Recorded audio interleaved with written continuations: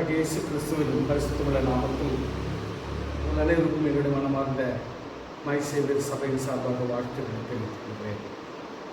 தேவன் நம்மை நேசிக்கிறார். கர்த்தர் எப்பொழுதுமே கர்த்தருடைய பிள்ளைகளை நேசிக்கிறவர். இந்த காலை ஆராதனையின் மத்தியிலே வாஞ்சியோடு வந்துள்ள உங்களுக்கு ஆறுதலையும் சமாதானத்தையும் தேவ இரக்கத்தையும் கொடுக்கிற கர்த்தரை உங்களுக்கு மறுபடியும் ஞாபகப்படுத்தி இந்த நாளில் தேவ செய்தி தலைப்பு days of Noah and the end days restoration. கர்த்தருடைய பிள்ளையே, இந்த காலகட்டத்தில் ஒவ்வொரு விசுவாசிகளுக்கும் ரெண்டு காரியங்களை ஞாபகப்படுத்த நான் விரும்புகிறேன். ஒன்று, கர்த்தருடைய பிள்ளைகளாகிற நாம் விழிப்புணர்வோடு இருக்கிறோமா? நமக்கு எப்படிப்பட்ட உதாரணம் தேவை? எப்படிப்பட்ட ஒரு எக்ஸாம்பிள் நம்முடைய வாழ்க்கைக்கு உற்சாகம் கொடுக்க முடியும்? இரண்டாவதாக, இந்த காலகட்டத்தில் கர்த்தருடைய பிள்ளைகளுக்கு தேவன் எப்படி இருக்கிறார்?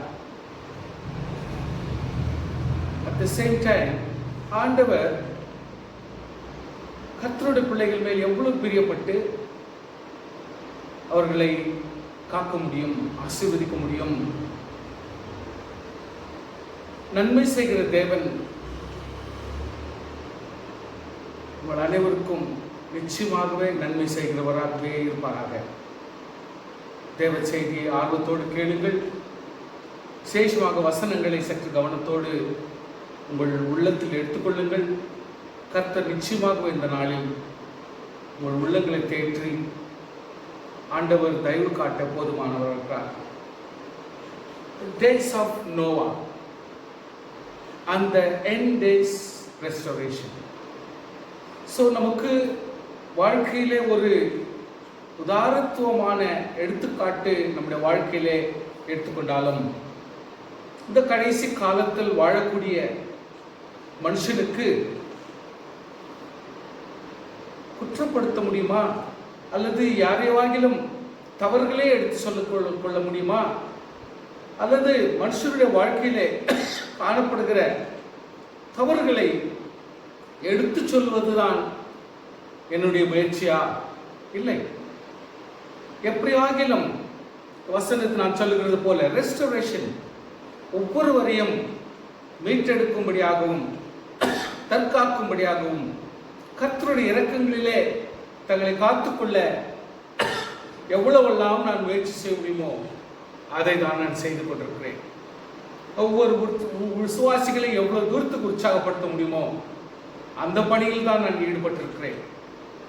ஆனப்படினால் முதலாவதாக ரெஸ்டோரேஷன், நாம் நம்மை காத்துக்கொள்கிற காரியங்களை படிப்பதற்கு முன்பதாக நோவாவின் சில முக்கிய கருத்துக்களை நாம் புரிந்து கொள்வோம். அவனுடைய காலகட்டத்தில் நடந்த காரியங்களை சற்று கவனமாக எடுத்துக்கொள்வோம். ஆதியாகமம் 6ஆம் அதிகாரத்திலும் 7ஆம் அதிகாரத்திலும் 8ஆம் அதிகாரத்திலும் நோவாவை குறித்ததான ஒரு சிறப்பான செய்தியை தான் இந்த இடத்துல படிக்கிறோம்.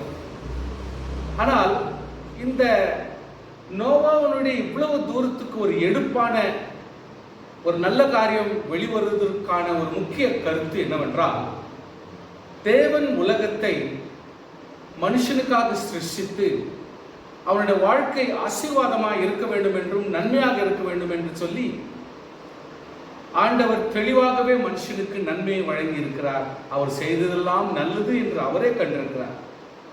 ஆனால் அவர் பார்த்த வியப்பு என்னவென்றால், கர்த்தர் சொல்லுகிறார், என் ஆவி என்றென்றைக்கும் மனுஷனுடைய போராடுவது இல்லை.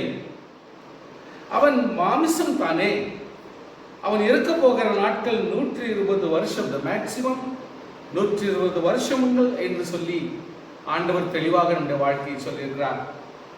அதே நேரத்தில் இந்த உலகத்தில் கண்ட ஆண்டவருடைய ஆசீர்வாதத்தின் மத்தியிலே அவர் வியந்து போகத்தக்கதான வார்த்தைகளை சொல்லுகிறார். மனுஷனுடைய அக்கிரமம் பூமியிலே பெருகினது என்று கண்டுகிறார். கர்த்தருடைய பிள்ளைகளே, ஆசீர்வாதமாய் இருக்க வேண்டிய மனுஷன் அக்கிரமம் மிகுதியாய் இருக்கத்தக்கவனாய் மாறிவிட்டானே.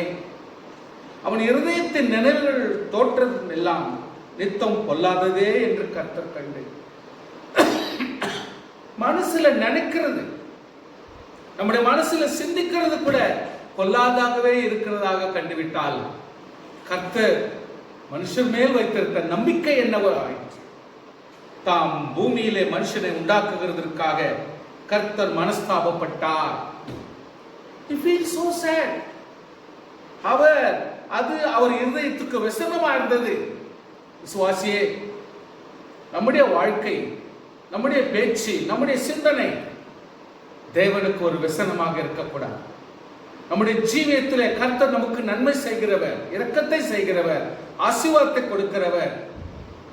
என் பிரியமான சகோதரனே, சகோதரியே, நீ யாரா இருந்தாலும் சரி, கர்த்தரை ஏற்றுக்கொண்டேன் என்று சொன்னாலும், இன்னும் ஏற்றுக்கொள்ளவில்லை என்று சொன்னாலும், அல்லது ஆண்டவரே என்னுடைய இரட்சகராக ஏற்றுக்கொள்ளவில்லை என்ற சூழ்நிலை இருந்தாலும், உன்னை நான் தைரியப்படுத்துகிறேன். நம்முடைய சிந்தனை, நம்முடைய எண்ணம், நம்முடைய நோக்கம், நம்முடைய குறிக்கோள், நம்முடைய செயல் தேவனுக்கு மட்டும் வசனமா இருக்கக்கூடாது. காரணம், அவர்தான் நம்மை ஆசீர்வதிக்கிறார். வசனத்தில் தெளிவாக வாசிக்கிறோம். இப்படிப்பட்ட மோசமான உலகத்தில் ஒரு ஆவிக்குரிய மனுஷர் உலக பிரகாரமான சில காரியங்களிலே உந்தப்பட்டு அவர்கள் ஈடுபாடுகளாய் மாறி தன்னுடைய செயல்களிலும் சிந்தையிலும் பொல்லாதவர்களாய் மாறிவிட்டார்களே, இது மிகவும் व्यसனமாய் இருக்கிறது என்று சொல்லி ஆண்டவர் சொல்லும் பொழுது அவருக்கு தெளிவாக ஒன்று காண்கிறது. என்னவென்றால், நோவா என்கிற ஒரு மனுஷன் கர்த்தருடைய கண்களில் கிருபை கிடைத்தது. கர்த்தருடைய பிள்ளைகளுக்கு எப்பொழுதுமே கர்த்தருடைய கண்களில் தயவு கிடைக்கும். காரணம், கர்த்தர் நீதிமான்களாக இருப்பார்கள். கர்த்தருடைய பிள்ளைகள் எப்பொழுதுமே கர்த்தருக்கு கீழ்ப்படிந்திருப்பார்கள். ஆனப்படினாலே கர்த்தர் எப்பொழுதுமே அவர்களுக்காக கிருபையை கொடுக்கிற தேவன் என்பதை மறந்து போக வேண்டாம். ஆனப்படினாலே தேவனாகிய கர்த்தர் தாம் தெரிந்து கொண்ட கர்த்தருடைய பிள்ளைகளுக்கு கிருபை அளிக்கிறவர், அவர் இரக்கம் காட்டுகிறவர், நன்மை செய்கிறவர். எந்த நோய், எந்த பலவீனம், எப்படிப்பட்ட சூழ்நிலை வந்தாலும் கீழ்ப்படுகிறவர்களும் கர்த்தருடைய வார்த்தையின்படி செய்கிறவர்களும் தன் எண்ணத்திலும் தன்னுடைய செயலிலும் கர்த்தருடைய சித்தத்தின்படி வாழ்கிற கர்த்தருடைய பிள்ளைகளுக்கு தேவன் கிருபை அளிக்கிறார் என்பதை நீங்கள் மனதில் உறுதியாக திடமாக நம்பிக்கை வைத்துக் கொள்ளுங்கள். நோவா தன் காலத்தில் இருந்தவர்களுக்குள்ளே நீதிமானும் உத்தமனுமாயிருந்தான். நீதியா இருக்க வேண்டும். எதை செய்யணும்? ஒரு கர்த்தருடைய பிள்ளையா இருக்கிறவன் என்ன செய்ய வேண்டும்? எப்படி வாழ வேண்டும்? எப்படி பேச வேண்டும்? எப்படி ஜீவிக்க வேண்டும்? எப்படி சிந்திக்க வேண்டும்? இந்த காரியங்களிலே நீதி உள்ள மனுஷன் நீதியாகவே சிந்திப்பான். உத்தமன் என்று சொன்னால் இருக்கிறவர்கள் எப்படி இருந்தாலும், இருக்கிற ஜனங்கள் வித்தியாசமாய் காணப்பட்டாலும், நான் இருக்க வேண்டிய விதத்தில் இருப்பேன் என்று சொல்லி ஒரு கர்த்தருடைய பிள்ளைகள் எப்பொழுதுமே உத்தமமாய் இருந்தால் கர்த்தர் நிச்சயமாய் நம்ம கிருபையாய் இருப்பார் என்பதை மறந்து போக வேண்டாம். நோவா தேவனோட சஞ்சரித்தான். கர்த்தருடைய பிள்ளைகள் எப்பொழுது நீதியாய் வாழ்கிறார்களோ, எப்பொழுது உத்தமமாய் ஜீவிக்க முடியுமோ, கர்த்தருடைய சித்தப்படி ஜீவிக்கிற கர்த்தருடைய பிள்ளை எப்பொழுதுமே தேவனோடு கூட தான் சஞ்சரிப்பார்கள். அவர்கள் ஜெப சிந்தையோடு இருப்பார்கள். தேவ இரக்கத்தை பெற்றவர்களாக இருப்பார்கள். தேவ தயவை உடையவர்களாக இருப்பார்கள். தேவனோடு சஞ்சரித்து தேவனோடே வாழ்க்கை நடத்துவார்கள். அப்படிப்பட்ட ஒரு கிருபை இந்த நோவாவுக்கு கிடைத்தது என்று சொன்னால், கர்த்தருடைய பிள்ளைகளே, ஒரு ஸ்லாக்கியம் பெற்ற மனுஷனை நாம் ஏன் ஒரு நல்ல ஒரு உதாரணமாக எடுத்துக்கொண்டு இந்த காலகட்டத்தில் திடப்படக்கூடாது? நோவா என்று சொல்லும் பொழுது அதனுடைய அர்த்தம் ரெஸ்ட் என்ற அர்த்தம், இளைப்பாறுதல்.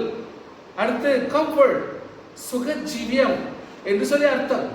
ஆனால் நோவாவின் வாழ்க்கையிலே என்னை பொறுத்தளவிலே அவன் மிக மிக சிரமத்தை எடுத்துக்கொண்ட மனுஷனாகவும், எந்த நேரத்திலும் போராட்டத்தில் காணப்படுகிற மனுஷனாகவும், எவ்வளவு போராடி செயல்பட்டாலும் ஒரு நல்ல ஒரு விளைவை காண முடியாத ஒரு மனசோர்வுள்ளவனாகவே அவன் இருந்திருப்பான் என்று நினைக்கிறேன். காரணம், சுவிசேஷத்தை ஏற்றுக்கொள்ளுகிற ஜனங்கள் இல்லை, தேவனுடைய ஆசீர்வாதத்தை அனுபவிக்கிற ஜனங்கள் இல்லை, தன்னை போல மனதுள்ள மனுஷரும் அந்த இடத்துல காணப்படவில்லை.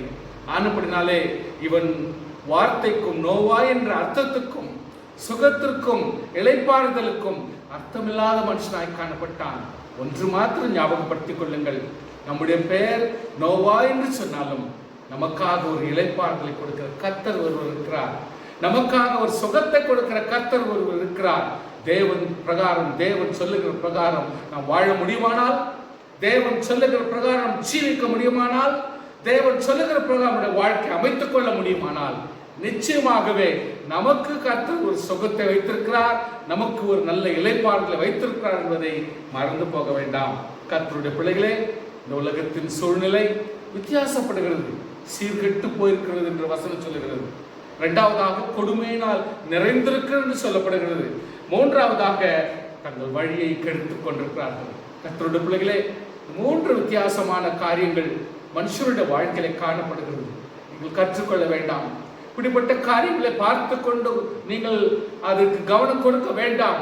காரணம், முதலாவதாக சீர்கெட்டவர்களாக வாழ சூழ்நிலை, இரண்டாவதாக கொடுமையினால் நிறைந்திருக்கிறது, மூன்றாவதாக தங்கள் வழிகளை கெடுத்துக் கொள்ளுகிறார்கள். இந்த மூன்று காரியங்களாக உலக ஜனங்கள் வாழ்ந்து கொண்டிருக்கிறார்கள். உங்கள் கண்களால் பார்க்கிறீர்கள், செயல்படுகிறீர்கள். கர்த்தருடைய பிள்ளையே, நான் உங்களை கேட்டுக்கொள்கிறேன், கர்த்தர் இரக்கத்தை பெற்றுக்கொள்ளுங்கள், அவர் கிருபையை நீங்கள் பெற்றுக்கொள்ளுங்கள், அவருடைய ஆசீர்வாதத்தை நீங்கள் பெற்றுக்கொள்ளுங்கள். சுகத்தோடு வாழ்வதே கர்த்தர் உங்கள் மேல் வைத்திருக்கிறது, பிரியமாயிருக்கிறது. கர்த்தர் அப்பொழுது தேவன் நோவாவை நோக்கி, மாம்சமான யாவரின் முடிவும் எனக்கு முன்பாக வந்தது, அவர்களிலே பூமி கொடுமையினால் நிறைந்தது. கர்த்தருடைய பிள்ளையே, தேவன் தீர்மானத்துக்கு வருகிறார். பாவத்தை வெறுக்கிறார், பாவ செயலை நிச்சயமாக வெறுக்கிறார். அவை கர்த்தர் பொறுத்து கொள்ள மாட்டார். ஆணையின்படினால தீமையை உதறி தள்ளும்படி தேவன் தீமையை, அதாவது நாசப்படுத்தும்படி, தீமையை ஒதுக்கும்படி தேவன் செயல்படுகிறார். இந்த செயலை ஒரு நீதிமானிடத்தில் தான் கர்த்தர் பேச முடியும். இப்படிப்பட்ட ஒரு நல்ல காரியங்களை, இப்படிப்பட்ட அதாவது ஒரு மனுஷனோடு பேச முடியுமானால் அது நீதிமானிடத்தில் மட்டும்தான் பேச முடியும். உன்னை போல விசுவாசம் உள்ளவரிடத்தில் தான் பேச முடியும், உன்னை போல பரிசுத்தம் உள்ளவரிடத்தில் தான் பேச முடியும், உன்னை போல கர்த்தருக்கு கீழ்ப்படிந்து அவரோடு வாழ்கிறவரிடத்தில் மட்டும்தான் எந்த ஒரு ஆலோசனை கர்த்தர் கொடுக்க முடியும். கர்த்தர் தெளிவாக நோவாவை பார்த்து சொல்கிறார், உலகத்தில் நீதிமான் காப்பாற்றப்பட வேண்டும், துன்மார்க்கம், பாவம், துர்ச்செயல் அழிந்த வேண்டும், உலகத்தில் அழிய வேண்டும். ஆனப்படினாலே உலகம் ஆசீர்வாதத்துக்காய் வைக்கப்பட்டிருக்கிறது, சுகத்துக்காக வைக்கப்பட்டிருக்கிறது, நிம்மதிக்காக வைக்கப்பட்டிருக்கிறது. இது அலங்கோலப்படுத்த வேண்டாம். ஆனப்படினாலே கர்த்தர் ஒரு தீர்மானத்தை எடுத்து தனக்கு பிரியமான நோவாவோடு தெளிவாக சொல்லுகிறார், நீ ஒரு பேழை உண்டு பண்ணி பேழையினுடைய ஒவ்வொரு மேல் தட்டிலே ஒரு மேலாக ரூஃப் கீழே ஒரு அடி விட்டு ஒரு ஜன்னலை உண்டு பண்ண சொல்லுகிறார். கர்த்தருடைய பிள்ளைகளே, தேவனாகிய கர்த்தருடைய இன்ஸ்ட்ரக்ஷன் எவ்வளவு அருமையா இருக்கிறது. அதற்கு ஒரே ஒரு ஜன்னல், ஒரே ஒரு கதவு, எவ்வளவு அருமையாய் கர்த்தர் அதை நியமிக்கிறார். அதற்கு கீழ்த்தட்டு ஒன்று, அதற்கு பிறகு இன்னொரு கீழ்த்தட்டு ஒன்று, கீழ் அறைகளையும் 2 தட்டின் அறைகளையும் 3 தட்டின் அறைகளையும் பண்ண வேண்டும்.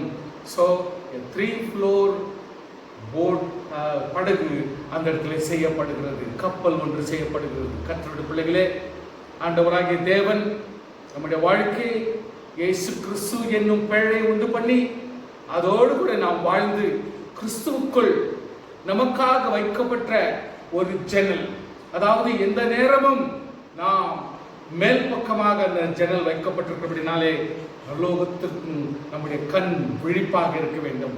நமக்காக ஒரே ஒரு கதவு கொடுக்கப்படுகிறது, அது இயேசு கிறிஸ்துவின் வழி. ஆனப்படினாலே நாம் பிழைக்க வேண்டுமானால், ஜீவிக்க வேண்டுமானால், நித்திய ஜீவனை பெற வேண்டுமானால் நமக்காக வைக்கப்பட்டிருக்கிறது ஒரே ஒரு கதவு. ஆனப்படினால் அதை பூட்டவும் திறக்கவும் தேவன் ஒருவருக்கு அதிகாரம் இருக்கிறதுனால் நம்முடைய வாழ்க்கையிலே நாம் ஆசீர்வதிக்கப்பட வேண்டுமா, சுகப்பட வேண்டுமா, பலப்பட வேண்டுமா, தேவன் ஒருவருக்கே அது தகுதியாகும் என்பதை மறந்து போக வேண்டாம். ஆனப்படினால கர்த்தர் தெளிவாக நிறுத்த சொல்லுகிறார், பேழைக்குள் நோவாவும் நோவாவுடைய மனைவியும் 3 குமாரரும் அவர்களுக்கு ஏற்பாடு செய்த மனைவிமார்களையும் கர்த்தர் அந்த பேழைக்குள்ளே பிரவேசிக்க பண்ணுகிறார். அவர்களோடு ஜீவ ஜந்துக்கள் ஜோடு ஜோடாக அவைகள் காப்பாற்றும்படி பேழைக்குள் அனுப்பப்படுகிறது. தேவன் கதவை பூட்டுகிறார். கர்த்தருடைய பிள்ளைகளே, தெளிவாக ஆண்டவர் சொல்லுகிறார், உனக்கு வேண்டிய ஆகாரங்களை எல்லாம் ஆண்டவர் தெளிவாக சொல்கிறார். உனக்கும் அவைகளுக்கும் ஆகாரமாக சகலவித போஜன பதார்த்தங்களையும் சேர்த்து உன்னிடத்தில் வைத்துக்கொள் என்றார். நோவா அப்படியே செய்தான். கர்த்தருடைய பிள்ளைகளே, புரிந்து கொள்ளுங்கள். இப்படிப்பட்ட கொரோனா பிரச்சனையிலும் இப்படிப்பட்ட ஒரு சூழ்நிலையிலும் நாம் வாங்கி வீட்டிலே பத்திரப்படுத்திக் கொள்ள வேண்டும் என்று சொன்னால் அது நிச்சயமாய் ஆசீர்வாதமாகத்தான் இருக்கும். கர்த்தருடைய பிள்ளைகள், எப்பொழுதுமே நீங்கள் அறிய வேண்டும், மன்னா வானத்திலிருந்து பொழிந்த பொழுது 6 நாளும் நீங்கள் உங்களுக்கு வேண்டியது அன்ற தினத்துக்கு பொறுக்கிக் கொள்ளலாம் என்று ஆண்டு சொன்னார். ஆனாலும் சில பேர் கீழ்ப்படியாமல் சிலர் மீட்டி வைத்தார்கள். மீட்டி வைத்த ஒரு பொருளும் ஆசீர்வாதமாக இருக்கவில்லை, புழு பூற்று போனது. ஆனால் சனிக்கிழமையிலே, அதாவது 6ஆம் நாளில் ஆண்டவர் தெளிவாக சொன்னார், 7ஆம் நாளுக்கு வேண்டிய ஓய்வு நாளுக்கு வேண்டிய ஆகாரத்தையும் நீங்கள் சேர்த்து வைத்துக் கொள்ளுங்கள் என்றார். அவர்கள் அந்த 2 நாளுக்கு சேர்த்து வைத்த பொழுது ஒருபோதும் அது கேடு ஆகவில்லை. கர்த்தருடைய பிள்ளைகளே, நம்முடைய வாழ்க்கையில் நாம் புரிந்து கொள்ள வேண்டும், தேவன் ஒரு காரியத்தை நமக்கு சொல்லுவார் என்றால் அது ஆசீர்வாதமாகத்தான் முடித்துக் கொடுப்பார். அதனுடைய வேதனை கூட்டார். அதோட கூட ஆண்டவர் நமக்கு சஞ்சலத்தை உண்டு பண்ண மாட்டார். ஆனபடினாலே கீழ்ப்படுகிற பிள்ளைகள் ஆசீர்வாதத்தோடு வாழ்வார்கள் என்பதற்கு சந்தேகம் இல்லை. கர்த்தருடைய பிள்ளைகளே, தேவனுக்கு கீழ்ப்படிந்த கர்த்தருடைய பிள்ளைகள் ஏற்பட போகிற 40 நாள் மழையின் மத்தியிலும் ஊற்றுக்கண்கள் திறப்பின் மத்தியிலும் பூமி முழுவதிலும் ஒவ்வொரு மலைகளும் குன்றுகளும் தண்ணீர் முழுகத்தக்க சூழ்நிலை வந்தாலும் ஆண்டவராகிய கர்த்தர் சொல்லி ஏற்பாடு செய்த பேழை தண்ணீருக்கு மேலாக மிதந்தது. உங்களுடைய வாழ்க்கையில் வருகிற எந்த ஒரு சூழ்நிலையா இருந்தாலும், எப்பேற்பட்ட பிரச்சனையா இருந்தாலும், எப்பேற்பட்ட வியாதியா இருந்தாலும், கர்த்தருடைய பிள்ளைகள் பிரச்சனைக்கு மேலாக மிதக்க முடியும் என்பதை, உன்னை கர்த்தர் அவ்வளவு அழகாய் காப்பாற்ற முடியும் என்பதை நீங்கள் மறந்து போக வேண்டாம். கர்த்தர் நிச்சயம் நமக்காக அப்படிப்பட்ட உதவிகளை செய்வார். கர்த்தர் நோவா தன் கட்டளையிட்டபடி எல்லாம் செய்தபடினாலே அவனுடைய வாழ்க்கையில் அவன் காண்கிற உண்மை என்னவென்றால், இன்றைக்கு உலகம் முழுவதும் அழிந்து போன சூழ்நிலை, பாவமும் பாவக்கிரி அழிந்து போகிற சூழ்நிலையிலே நீதிமான் காப்பாற்றப்படுகிறான். இது ஒன்று நிச்சயத்தை நீங்கள் மனதிலே கொள்ளுங்கள். கர்த்தருக்கு வார்த்தையில் சொல்லும் பொழுது, அந்த வார்த்தையின் பிரகாரம் கீழ்ப்படியும் பொழுது, அதனுடைய சிந்தனையும் நம்முடைய எண்ணமும் நம்முடைய நோக்கம் செயலும் கர்த்தருக்கு ஆசீர்வாதமாக இருக்கும் பொழுது நிச்சயமாகவே பிரச்சனைக்கு மேலாக கர்த்தர் நம்மை உயர்த்துவார் என்பதை மறந்து போக வேண்டாம். கர்த்தர் நிச்சயமாகவே அவருடைய குடும்பத்தை ஆசீர்வாதமாகவே நடத்தி போட்டார். கர்த்தருடைய ஆசீர்வாதம் நம்முடைய பிள்ளை கீழ்ப்படிந்த பிள்ளைகளுக்கு இருந்தது என்பதை நீங்கள் மறந்து போக வேண்டாம். விசேஷமாக அந்த 40 நாள் கழித்து அவர்கள் பூமி காய்ந்து போனது என்று தெளிவுபடுத்தின பிறப்பாக அவர்கள் வெளியே வரவிடும் பொழுது ஆண்டவர் தெளிவாக அவர்களோடு பேசுகிறார். கர்த்தர் சொல்கிறார் நோவாவை பார்த்து, நோவா, உன் குமாரரையும் ஆசீர்வதித்து நீங்கள் பலுகி பெருகி பூமியை நிரப்புங்கள். கர்த்தர் ஆசீர்வாதத்தைத்தான் கொடுக்கிறார். நம்முடைய வாழ்க்கையில் ஆசீர்வாதத்துக்கு வழிகளைத்தான் சொல்லுகிறார். கீழ்ப்படுகிற பிள்ளைகள் எவ்வளவு ஆசீர்வாதமாய் வாழ முடியும் என்பதை நீங்கள் ஞாபகப்படுத்திக் கொள்ளுங்கள். உங்களை பற்றிய பயமும் அச்சமும் பூமியில் உள்ள சகல மிருகங்களும் ஆகாயத்திலும் உள்ள சகல பறவைகளுக்கும் உண்டாயிருக்கும். உனக்கு ஒருபோதும் இடைஞ்சலை உண்டாக்குகிற சூழ்நிலை ஆண்டவர் உனக்கு விட்டுக் கொடுக்க மாட்டார். உலகத்தில் உள்ள சகல ஜீவராசிகளும் நமக்கு கீழ்ப்படிந்து ஆசீர்வாதமாக இருக்கும் என்பதை கர்த்தருடைய பிள்ளை எப்பொழுது மனதிலே கொள்ள வேண்டும். பூமியில் நடமாடுகிற யாவும், சமுத்திரத்தின் மச்சங்கள் யாவும் உங்களுக்கு கையளிக்கப்பட்டன. நடமாடுகிற ஜீவ ஜந்துக்கள் யாவும் உங்களுக்கு ஆகாரமாக இருப்பதாக என்று சொல்லி ஆகாரத்துக்கு வேண்டிய வழிகளை கர்த்தர் வைத்து விட்டார் அல்லவா? இப்படி பலவித ரீதியிலே கர்த்தர் நமக்கு எல்லாவித ஆசீர்வாதங்களையும் பெற்றுக்கொள்ளத்தக்கதாக நன்மை கர்த்தர் கட்டளையிடுவார் என்பதை இந்த நோவாவுடைய சரித்திரத்தில் எவ்வளவு அழகாய் கர்த்தர் நமக்கு தெளிவாக சொல்லப்பட்டிருக்கிறது. இன்ஸ்ட்ரக்ஷன் எவ்வளவு அழகாய் கொடுக்கிறார், எவ்வளவு தெளிவான ஞானமான அறிவுகளை கர்த்தர் கொடுத்து பலப்படுத்துகிறார் என்பதை நீங்கள் மறந்து போக வேண்டாம். கர்த்தருடைய பிள்ளைகளே, இந்த நோவாவுடைய திருஷ்டாந்தம் நிச்சயமாய் நம்முடைய வாழ்க்கையிலே ஒரு பெரிய திருப்பு முனையாகவும் இதற்கு உகந்ததான ஒரு எடுத்துக்காட்டு என்பதை நீங்கள் ஞாபகத்தில் வைத்துக் கொள்ளுங்கள். நன்றி. இந்த வேளையில் இந்த கடைசி எண்ட் டைம் ரெஸ்டோரேஷன் என்கிற இந்த கடைசி நாட்களிலே எப்படியெல்லாம் ஓரளவுக்கு நாம் பலப்பட்டு வாழ முடியும் என்பதற்காக உங்களை தைரியப்படுத்த ஒரு 7 பாயிண்ட்ஸ் உங்களுக்கு தெளிவாக சொல்லிக் கொடுக்கிறேன். முதலாவதாக, அதாவது end time restoration of God's child. இதனுடைய ஒரு கருத்தை ஒன்று, number 1, our priority of godliness. always ஒரு தெய்வத்துவம் நம்முடைய உள்ளத்திலே நிரம்பி இருக்க வேண்டும். Number 2, stand on the word of God. கர்த்தருடைய வசனத்திலே நாம் நிற்க வேண்டும். தேவனுடைய வசனத்திலே நாம் நிற்க வேண்டும். மூன்றாவதாக, believe in the power of God. தேவனுடைய வல்லமையை நீங்கள் விசுவாசம் வைக்க வேண்டும். நான்காவதாக, persist in prayer. ஜபத்திலே தரித்திருக்க வேண்டும். ஐந்தாவதாக, rely on the Holy Spirit. பரிசுத்த ஆவியின் மேலே நம்பகம் உள்ளவர்களாய் அவர்களை சார்ந்திருக்க வேண்டும். ஆறாவதாக, fervent faith in God. தேவன் மேலே அசையாத விசுவாசம் உள்ளவர்களாக இருக்க வேண்டும். ஏழாவதாக, maintain an eternal perspective. அதாவது பரலோகத்தினுடைய சிந்தையே நம் உள்ளத்திலே காணப்பட வேண்டும்.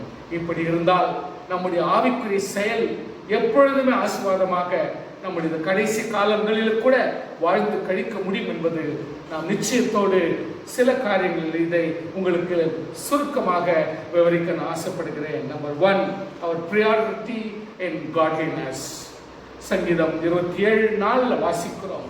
கர்த்தரிடத்தில் ஒன்றை நான் கேட்டேன், அதையே நாடுவேன். தாவீது எவ்வளவு அழகாக சொல்கிறான். அந்த காலகட்டத்தில் அவனுக்கு இருந்த பக்தியும் அவனுக்கு இருந்த ஆசையும் பிரியமும் கீழ்ப்படிதலும் நீதித்துவம் கவனித்து பாருங்கள். நான் கர்த்தரின் மகிமை பார்க்க வேண்டும். அவருடைய ஆலயத்தில் ஆராய்ச்சி செய்யும்படியாக நான் என் ஜீவனுள்ள நாளெல்லாம் கர்த்தருடால் தங்கியிருப்பதை நாடுவேன் என்று சொல்லுகிறான். அதே தாவீது சங்கீதம் 27:1-13 வாசிக்கிறோம். கர்த்தரின் வெளிச்சம் ரட்சிப்புமானவர். அறிய வேண்டும். என்னுடைய அதாவது கர்த்தத்துவம் என்றால் அதனுடைய அர்த்தம் என்ன? தேவனை நேசிக்கிறேன் என்று சொன்னால் அதனுடைய ஞானம் என்ன? யோசிக்க வேண்டும். என் ரட்சிப்புமானவர் யாருக்கு பயப்படுவேன்? கர்த்தரின் ஜீவன பலனானவர் யாருக்கு அஞ்சுவேன்? 13ஆம் வசனத்தை வாசிக்கிறோம். நானோ ஜீவனோட தேசத்தில் கர்த்தருடைய நன்மை காண்பேன் என்று விசுவாசியாக இருந்தால் கெட்டு போயிருப்பேனே. கர்த்தருடைய வசனத்தையும் கர்த்தர் மேலுள்ள நம்பிக்கையும் வளர்த்தி கொண்டேன். அதுதான் இதில் முக்கியம். அதே தாவீது சொல்லுகிறான். அப்போ அதாவை குறித்து அப்போஸ்தலர்கள் சொல்கிறார்கள். அப்போஸ்தலர் 13:22 வாசிக்கிறோம். பின்பு அவர் அவர்களை நோக்கி சவுலை நோக்கி சவுலை தள்ளி தாவீதை அவர்களுக்கு ராஜாவாக ஏற்படுத்தி ஈசாயின் குமாரனாகிய ராஜாவுக்கு ஏற்படுத்தி ஈசாயின் குமாரனாகிய தாவீதை என் இருதயத்துக்கு ஏற்றவனாக கண்டேன். இருதயத்துக்கு ஏற்ற மனுஷனாக வாழ்கிறான். நம்முடைய வாழ்க்கையில எவ்வளவு ஆச்சரியமா இருக்கிறது கவனித்து பாருங்கள். பலர் நாம் இப்படித்தான் வாழ்ந்து கொண்டிருக்கிறோம். அனைவரும் வாழ வேண்டும். கர்த்தருடைய பிள்ளைகளே, கர்த்தர் சொல்லுகிறார், எனக்கு சித்தமானவர்கள் எல்லாம் அவன் செய்வான். சோ ஒரு நம்பிக்கை வேண்டும் ஆண்டவருக்கு. கர்த்தருடைய சித்தமானவைகள் எல்லாம் அவன் செய்வான் என்ற நம்பிக்கை ஆண்டவருக்கு இருக்க வேண்டும். அப்படிப்பட்ட நம்பிக்கை இருந்தால் மட்டுமே கர்த்தர் பலத்த காரியங்களை செய்வார் என்று அவனை குறித்து சாட்சியம் கொடுத்தார் என்று அப்போஸ்தலர்கள் சொல்லுகிறார்கள்.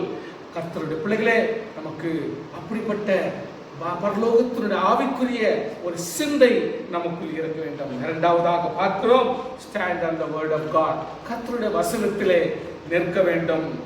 அநேகர் தவறாக கர்த்தருடைய வார்த்தை புரிந்து கொண்டு தவறாக வசனத்தை வியாக்கியானம் பண்ணி தவறாக மிஸ்கைட் பண்ணி ஒரு வெறுப்பை காட்டுகிற சூழ்நிலை கவனிக்கிறோம்.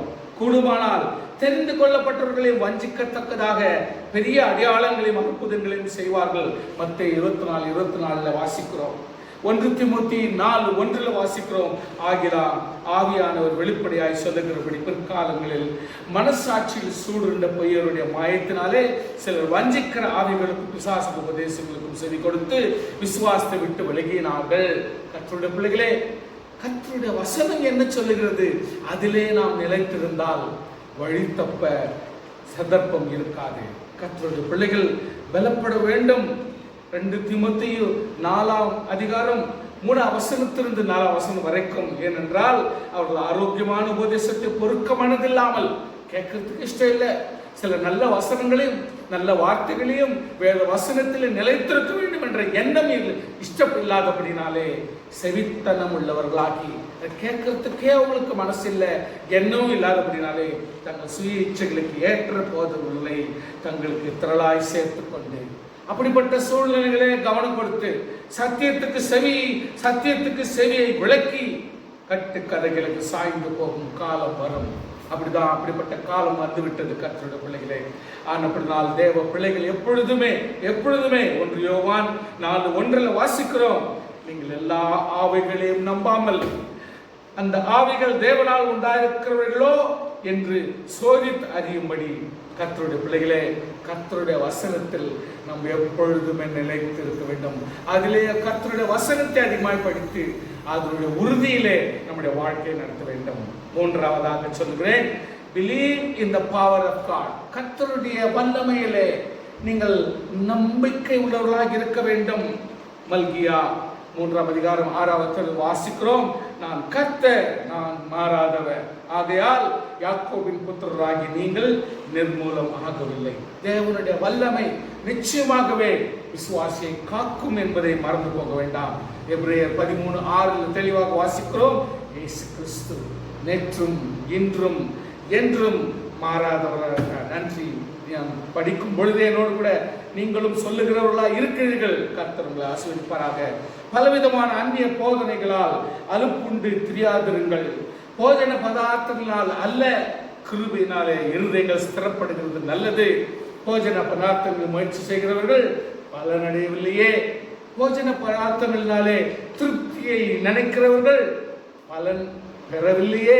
அப்படினாலே கர்த்தருடைய வல்லமையிலே நீங்கள் நம்பிக்கை உள்ளவர்களாக இருப்பது நமக்கு நலம்.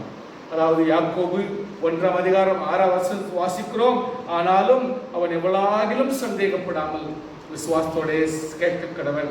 சந்தேகப்படுகிறவன் காற்றினால் அடிபட்டு அலைகிற கடலின் அலைக்கு ஒப்பா இருக்கிறான் என்று சொல்லப்படுகிறது. ஆனப்படினால் தேவனுடைய வல்லமையிலே நம்புங்கள், கர்த்தர் பெரிய காரியங்கள் நம்ம வாழ்க்கையிலே செய்ய முடியும் என்பதை.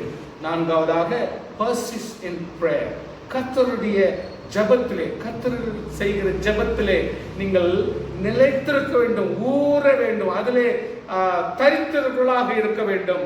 1 பேதுரு 5:7 வாசிக்கிறோம், அவர் உங்களை விசாரிக்கிறபடினாலே உங்கள் கவலைகளை எல்லாம் அவர் மேல் வைத்து விடுங்கள். ஆமென் விசுவாசியே. யாக்கோபு 4:8 வாசிக்கிறோம், தேவனிடத்தில் சேருங்கள், அவர் உங்களிடத்தில் சேர்வார். பாவிகளே, உங்கள் கைகளை சுத்திகரியுங்கள், இருமனவர்களே உங்கள் இருதயங்களை பரிசுத்தமாக்குங்கள் என்று சொல்லப்படுகிறது. தைரியப்படலாமா? யோவான் 4:23 வாசிக்கிறோம், உண்மையாய் தொழுது கொள்ளவர்கள் பிதாவை ஆவியோடு உண்மையோடும் தொழுது கொள்ளும் காலம் வரும். இப்பொழுது வந்திருக்கிறது.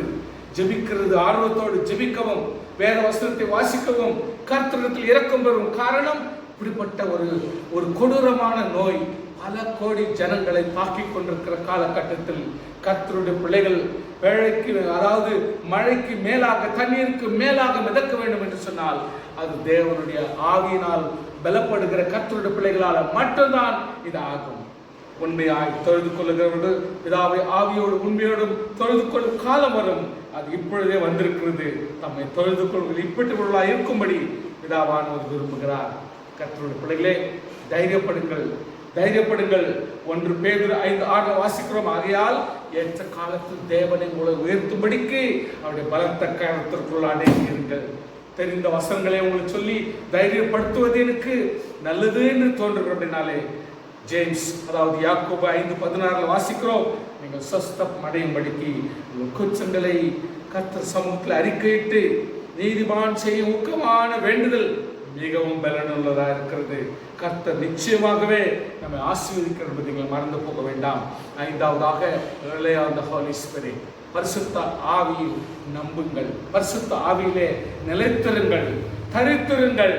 யோவான் 6:44 65 வாசிக்கிறோம். என்னை அனுப்பின பிதா என்னை இழுத்துக் கொள்ளாவிட்டால் அவன் என்னிடத்தில் வரமாட்டான். கடைசி நாளில் அவனை எழுப்புவேன். ஒருவன் என் பிதாவின் அருளை பெறாவிட்டால் என்னிடத்தில் வரமாட்டான் என்று இது நிமித்தமே உங்களுக்கு சொன்னேன். ஆண்டபடினாலே கர்த்தரை நேசிப்பதும் தேவனாகிய கர்த்தரை விசுவாசிப்பதும் நம்மை ஆசீர்வதிக்கிற தேவனுடைய விருப்பமாக இருக்கிறது என்பதை நீங்கள் மறந்து போக வேண்டாம். 2 கொரிந்தியர் 3:17-18 வாசிக்கிறோம். கர்த்தரே ஆவியானவர். கர்த்தருடைய ஆவி எங்கே உண்டோ அங்கே விடுதலையும் உண்டு. நம்ம எல்லாரும் திறந்த முகமாய் கர்த்தருடைய மகிமையை கண்ணாடியிலே காண்கிறது போல கண்டு ஆவியாயிருக்கிற கர்த்தரால் அந்த சாயலாகத்தானே மகிமையின் மேல் மகிமை அடைந்து மறுரூபப்படுகிறோம். சோ கர்த்தருடைய பிள்ளைகளே, நமக்காக ஒரு மறுரூபம் உண்டு. மறுரூபப்படுகிற ஒரு சூழ்நிலையும் சந்தர்ப்பமும் கர்த்தர் உண்டு பண்ணுகிற தேவன் என்பதை நீங்கள் மறந்து போக வேண்டாம். 1 தெசலோனிக்கேயர் 5:19 வாசிக்கிறோம். ஆவியை அவித்து போடாதீர்கள்.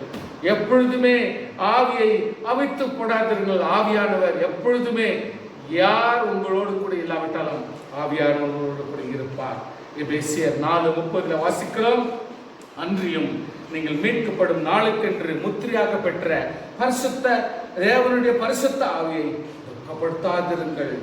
கர்த்தருடைய பிள்ளைகளே, நீங்கள் எப்பொழுதுமே உங்களை திடப்படுத்துகிறேன், உங்களை தைரியப்படுத்துகிறேன்.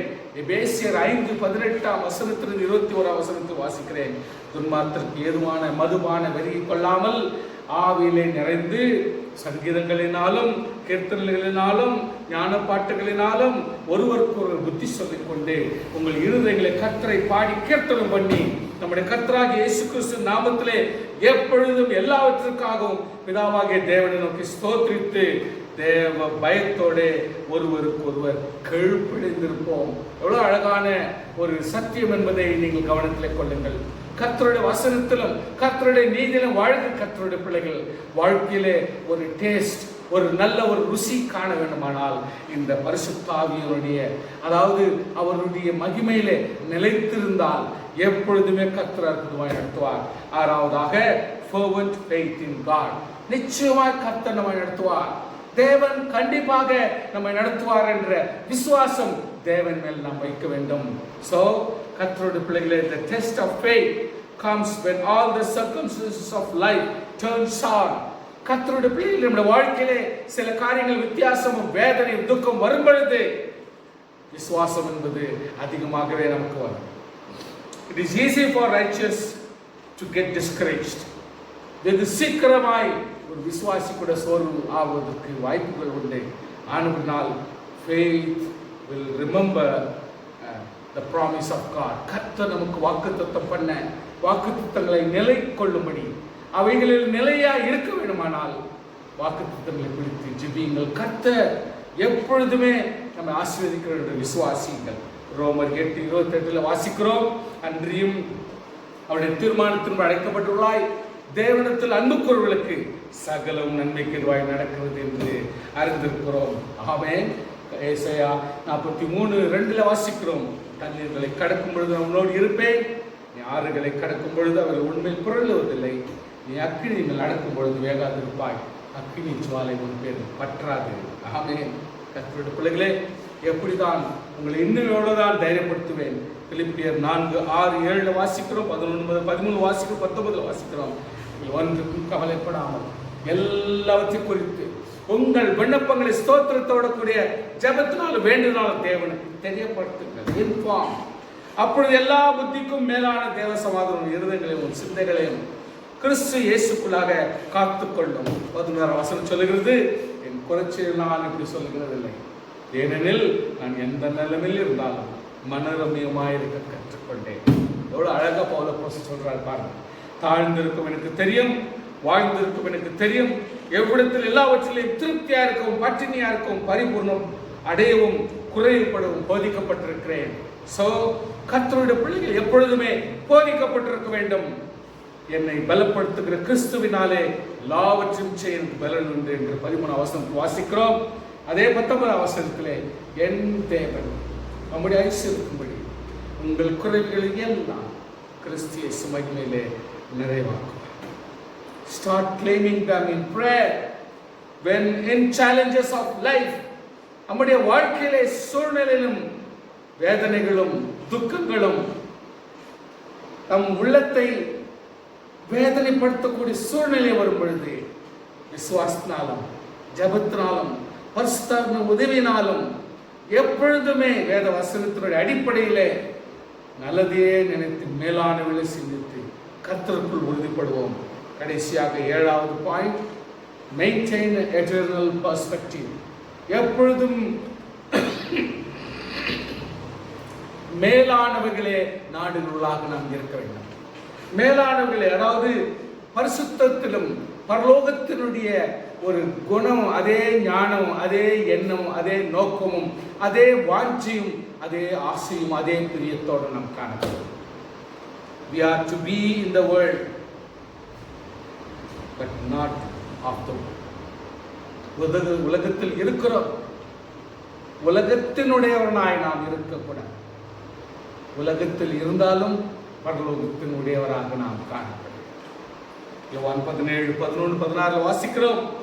நான் இனி உலகத்தில் இறேன், இவர்கள் உலகத்தில் இருக்கிறார்கள், நான் உம்மிடத்தில் வருகிறேன். பரிசுத்த பிதாவே, நீர் எனக்கு தந்தவர்கள் நம்மை போல ஒன்றாயிருக்கும்படி நீர் அவர்களை உம்முடைய நாமத்தில் காத்துக்கொள்ளும். நான் உலகத்தான் அல்லாதது போல அவர்களும் உலகத்தார் அல்ல. நான் தேவனை சம்பந்தப்பட்டவன், பரலோகத்துக்குரியவன், நித்திய ஜீவனை சுதந்திரிக்க வேண்டியவன் ஆனபடினாலே இந்த பரலோகத்தினுடைய பெர்ஸ்பெக்டிவ் எப்பொழுதுமே கவனத்தில் இருந்தால் நாம் அந்த எண்ணத்தோட செயல்படுவோம். எபிரேயர் 11, 13 வசனத்தை வாசிக்கிறோம். இவர்கள் எல்லாம், அதாவது முற்காலத்தின் ஒவ்வொரு பரிசுத்தவான்களும் வாக்குத்தத்தம் பண்ணப்பட்டவர்களை அடையாமல் தூரத்தில் அவைகளை கண்டு நம்பி அணைத்து கொண்டு பூமியின் மேல் தங்கள் அந்நியரும் பரதேசிகளும் என்று அறிக்கையிட்டு விசுவாசத்தோட மரித்தார்கள். கர்த்தருடைய பிள்ளைகளே, நம்முடைய முன்னோர்களுக்கு நம்மை போல வாய்ப்பு கிடைக்கிறது. கர்த்தருடைய பிள்ளைகளே, நமக்கு எல்லாவற்றையும் தரிசிக்கத்தக்கதாய், ஆசீர்வதிக்கத்தக்கதாய், பெறத்தக்கதாய் இயேசு கிறிஸ்து மூலமாய் நமக்கு அப்படிப்பட்ட ஒரு வாய்ப்புகளை கடவுள் கொடுத்தார். 1 பேதுரு 2:11 வாசிக்கிறோம். பிரியமானவர்களே, அந்நியர்களும் பரதேசிகளுமா இருக்கிற நீங்கள் ஆத்மாவுக்கு விரோதமாய் போர் செய்கிற மாமிச இச்சைகளை விட்டு விலகுங்கள். கர்த்தருடைய பிள்ளைகளே, 1 யோவான் 2 அதிகாரம் 15, 16 வாசிக்கிறோம். உலகத்தில் உள்ளவைகளிலும் அன்பு கூறாதிருங்கள். ஒரு உலகத்தில் அன்பு கூர்ந்தால் பிதா அன்பு இல்லை. ஏனெனில் மாமிசத்தின் இச்சையும் கண்களின் இச்சையும் ஜீவனத்தின் பெருமையுமாக உலகத்தில் உள்ள எல்லாம் பிதாவினால் உண்டானது அல்ல, அவைகள் உலகத்தில் உண்டானவைகள்.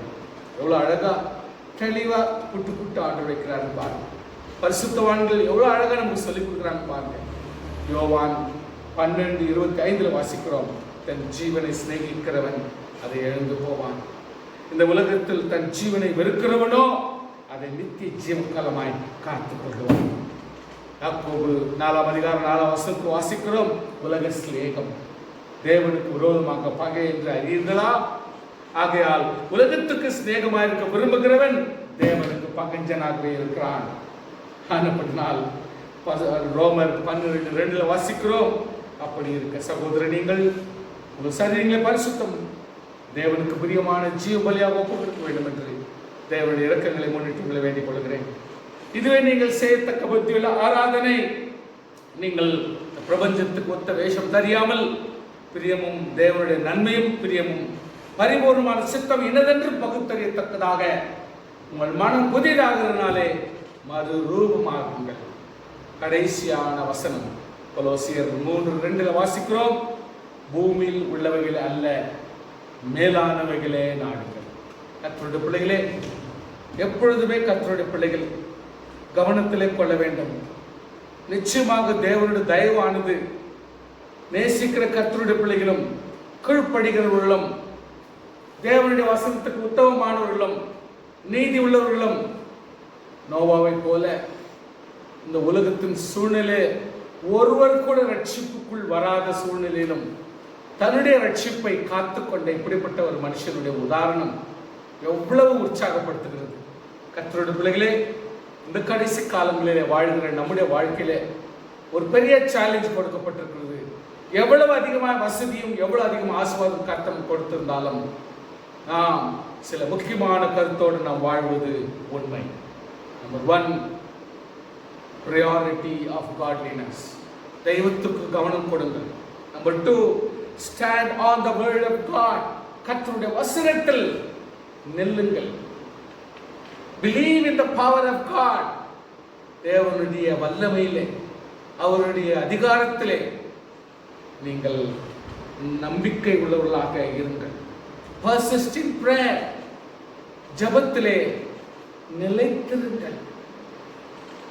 5வது, rely on the Holy Spirit. பரிசுத்த ஆவியிலே நீங்கள் தரித்திருங்கள். 6வது, fervent faith in God. கர்த்தர் மேல் நிலையான ஒரு நம்பிக்கை நீங்கள் வையுங்கள். கடைசியாக maintain eternal perspective. பரலோகத்தினுடைய சிந்தை, மேலானவைகள் என்று சொன்னால் பரலோகத்துக்குரியவைகள். தேவன் எவ்வளவு உங்கள் மேல் நம்பிக்கை வைத்திருந்தால் உங்களை எவ்வளவு தூரத்துக்கு இந்த வசனங்கள் எல்லாம் கேட்க தேவன் உதவி செய்திருக்கிறார். பலப்படுங்கள். ஆண்டவர் உங்களை நேசிக்கிறார். உங்களுடைய வாழ்க்கை சுபிட்சமாக இருக்க வேண்டும் என்று சொல்லியே நாங்கள் இவ்வளவு தூரம் சிரமப்பட்டு உங்களுக்காக இந்த தைரியமான வார்த்தைகளை உங்களுக்கு சொல்லிக் கொடுக்கிறோம். குற்றப்படுத்த அல்ல, உங்கள் உள்ளத்திலே உங்கள் சரீர வேதனைகளின் மத்தியிலே, இப்படிப்பட்ட கொரோனாவுடைய பிரச்சனை மத்தியிலே நாங்கள் ஒவ்வொருடைய வாழ்க்கை இப்படியாய் குற்றமாய் வாழ்கிறவர்கள் பிரசங்கம் செய்வது ஒரு ஊழியக்காரனுக்கு தகுதி அல்ல. நாங்கள் எப்பொழுதுமே ஒரு மனுஷனை தக்க வைத்துக் கொள்கிறோம், ஒரு மனுஷனை நாம் மீட்டுக் கொள்கிறோம். இதுதான் இந்த ஊழியத்தினுடைய முக்கியத்துவம். ஆனப்படினாலே யாரையும் பிரகாசிக்க பண்ணுகிற தேவனாகிய கர்த்தர் கடைசி காலங்களிலும் உங்களோடு இருந்து உங்களை தேற்றி ஆறுதல் படுத்தி சகல நன்மைக்கு காரணமாய் உங்களை மாற்றுவதாக. கைவிடாத தேவன், நோவாவை ஆசீர்வதித்த கர்த்தர் இந்த கடைசி காலங்களிலும் எல்லா சூழ்நிலை மத்தியிலும் உங்களை காப்பாராக, உங்களை திடப்படுத்துவாராக. கர்த்தருக்கு என்று உத்தமமான விசுவாசியாய் ஒவ்வொருவரையும் கண்டு உலகத்திலே ஒவ்வொரு விசுவாசிகளுடைய எடுத்துக்காட்டான ஜீவியம் பலருக்கும் உற்சாகப்படுத்துகிறதாய் மாறும்படியாய் தேவன் உதவி செய்வராக. கர்த்தர் நிச்சயம் நம் அனைவரையும் ஆசீர்வதிப்பாராக. ஜெபம் செய்யலாமா?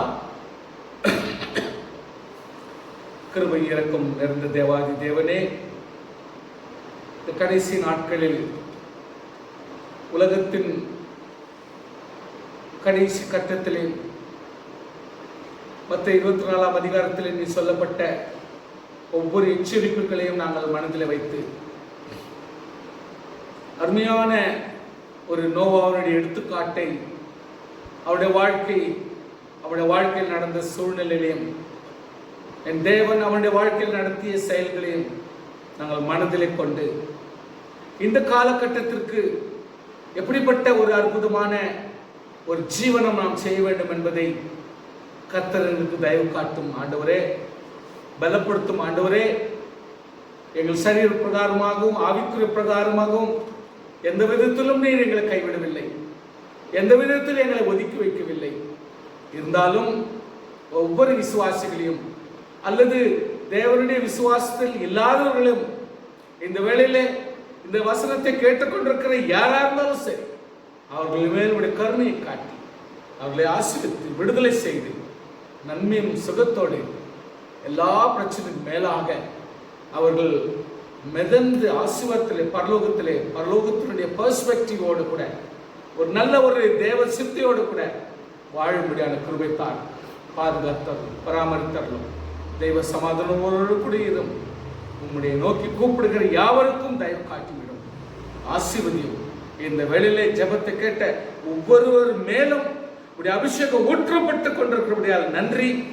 அப்படிப்பட்ட மகிமை இப்பொழுது ஊற்றுப்பட நன்றி. காத்துக்கொள்ளும். இயேசுவின் நாமத்தில் ஜெபிக்கிறோம் எங்கள் தூய பிதாவே. ஆமென், ஆமென். என் ஆத்துமாவே கர்த்தரை ஸ்தோத்திரி, என் முழு உள்ளமையோட பரிசுத்த நாமத்தை ஸ்தோத்திரி. என் ஆத்துமாவே கர்த்தரை ஸ்தோத்திரி, கர்த்தர் செய்த சகல உபகாரங்களையும் என்றென்றும் மறவாதீர்கள்.